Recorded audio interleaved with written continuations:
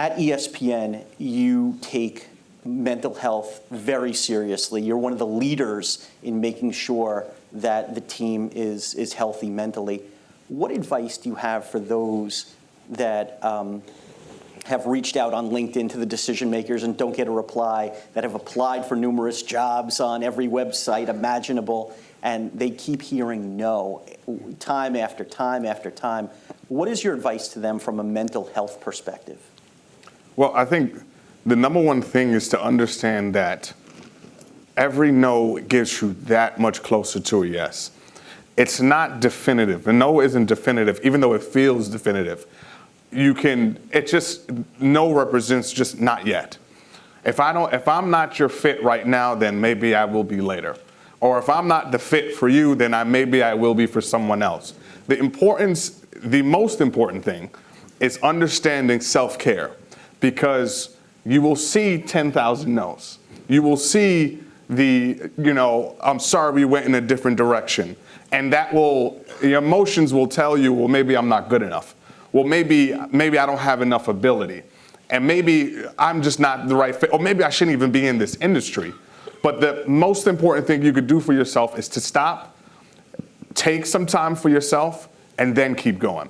It's very, very easy and very typical to do what everyone in the hype videos tell you, grind through it, don't quit, don't do all those things. But I will tell you from experience that it was incredibly hard to get 2 degrees, was working for the New York Times in grad school and doing all those things, and then finishing all of that for somebody to tell me that, oh, we went in another direction.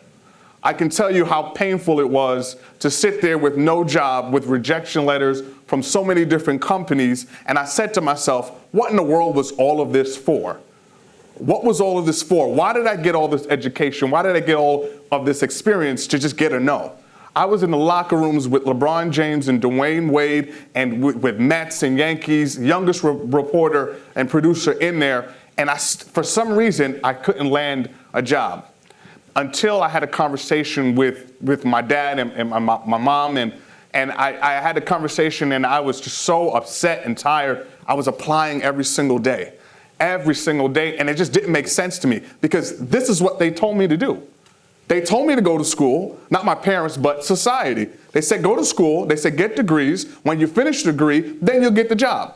Isn't that what they told all of us? And then when you do all of that and you're like, okay, I'm ready for the job, they say, no, we're good. I said, wait a minute. You told me to do this. So now it's the understanding of, okay, I went to school and did all of this, but you're telling me I don't have the experience that you're looking for? And I think one of the ways that you take care of yourself is to say, you know what? Let me take care of my mind. Do I have all the skills necessary to get this job? First, evaluate yourself. Because sometimes, let's be honest, I'm going to be very frank with you. Sometimes you don't have enough skills, but you believe you do. And the job requires more skill than you realize. So you have to take a deep self-inventory of yourself to say, okay, do I have all of them? And if the answer is yes, then, okay, maybe this opportunity isn't for me. If the answer is no, okay, I have to do what Kamal said. I have to get more technical skills and put my little twist on it. I have to do, all the things that is going to make me valuable to a company. But let's be real. Sometimes that takes a lot of energy. Sometimes it hurts. Sometimes you don't have it in you. But if God gives you another day to try, that means you have another ability to succeed.